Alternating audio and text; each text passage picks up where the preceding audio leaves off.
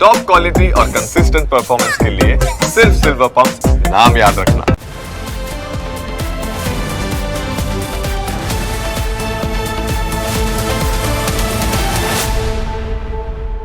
સૌથી પહેલા વાત કરીએ અંતિમ મતદાર યાદી વિશે।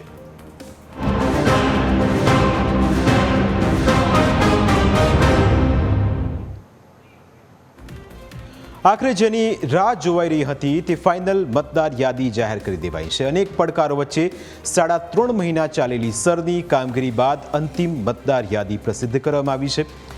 ફાઇનલ મતદાર યાદીમાં ગુજરાતમાં કુલ 4.40 કરોડ મતદારો નોંધાયા છે, એટલે કે હવે આવનારી ચૂંટણીઓમાં આ મતદારો જ રાજનેતાઓનું ભાવિ નક્કી કરશે।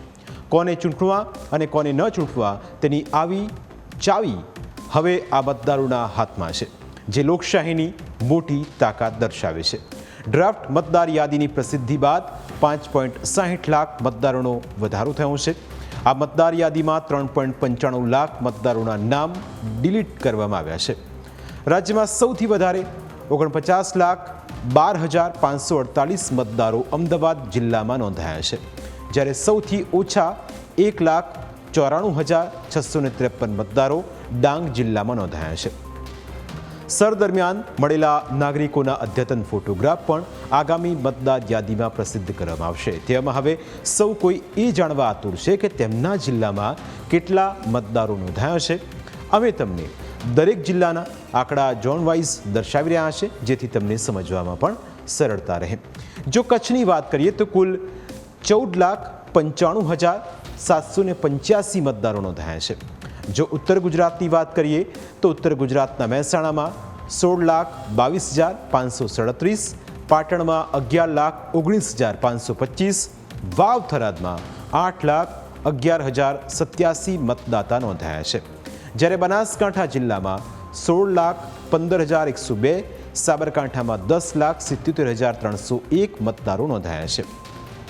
અરવલ્લીમાં 7,97,407 અને ગાંધીનગરમાં 11,95,159 મતદાતા નોંધાયા છે, એટલે કે સૌથી વધુ મતદારો મહેસાણા જિલ્લામાં નોંધાયા છે।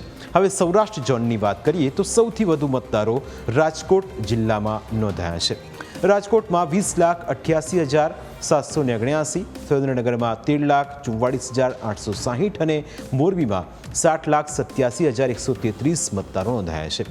જામનગરમાં 10,85,032, દેવભૂમિ દ્વારકામાં 5,42,053 અને પોરબંદરમાં 4,44,161 મતદાતા નોંધાયા છે। જૂનાગઢમાં 11,70,409, ગીર સોમનાથમાં 9,54,527 અને અમરેલીમાં 11,47,200 મતદારોનું નામ ફાઇનલ મતદાર યાદીમાં સમાવાયું છે। ભાવનગરમાં 16,67,945 અને બોટાદમાં 5,21,977 મતદારો નોંધાયા છે। મધ્ય ગુજરાતની વાત કરીએ તો વડોદરામાં સૌથી વધુ 22,20,095 મતદાતા નોંધાયા છે। આણંદમાં 15,89,187 અને ખેડામાં 14,81,238 મતદાતા નોંધાયા છે। મહીસાગરમાં 60,90,443, પંચમહાલમાં 12,44,624, જ્યારે દાહોદમાં 15,26,857 અને છોટાઉદેપુરમાં 60,92,186 મતદાતા નોંધાયા છે। દક્ષિણ ગુજરાતની વાત કરીએ તો સૌથી વધુ સુરતમાં 36,39,042 મતદાતા નોંધાયા છે।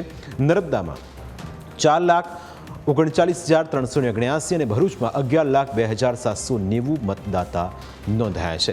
તાપીમાં 4,79,665 અને ડાંગમાં 1,94,653 મતદાતા નોંધાયા છે। તેવી જ રીતે નવસારીમાં 9,66,231 અને વલસાડમાં 11,63,808 મતદાતા નોંધાયા છે। હવે તમારું નામ મતદાર યાદીમાં છે કે નહીં તે ચકાસવા શું કરવું, તો તેની માહિતી પણ અમે તમને સરળ ભાષામાં આપી દઈએ, જેથી તમારું નામ શોધવામાં તમને કોઈ મુશ્કેલી ન પડે। સૌથી પહેલાં તમારા મોબાઈલના કે કમ્પ્યુટરના સર્ચ એન્જિનમાં voters.eci.gov.in વેબસાઇટ પર જઈને ડાઉનલોડ એનરોલ પર ક્લિક કરો। બીજા સ્ટેપમાં તમારે તમારો જિલ્લો, વિધાનસભા અને ભાષા સિલેક્ટ કરવાની રહેશે। આ બધી જ પ્રક્રિયા પૂર્ણ થયા પછી કેપ્ચા કોડ નાખવાનો રહેશે। કેપ્ચા કોડ નાખ્યા પછી ડાઉનલોડ સિલેક્ટ PDF પર ક્લિક કરશો એટલે તમે પસંદ કરેલી મતદાર યાદીની PDF ફાઇલ ડાઉનલોડ થઈ જશે. આ રીતે તમે તમારું નામ અને તમારા પરિવારનું નામ એક જ પ્રોસેસમાંથી મેળવી શકશો. અને જો તમારું નામ મતદાર યાદીમાં ન હોય તો તમારે BLO પાસેથી વધારે માહિતી મેળવવી પડશે અથવા સત્તાવાર ઓથોરિટી પાસે જઈને તેના વિશેની માહિતી મેળવવાની રહેશે, કારણ કે તેઓ જ જણાવી શકશે કે તમારું નામ કયા કારણોસર યાદીમાંથી કમી કરવામાં આવ્યું છે.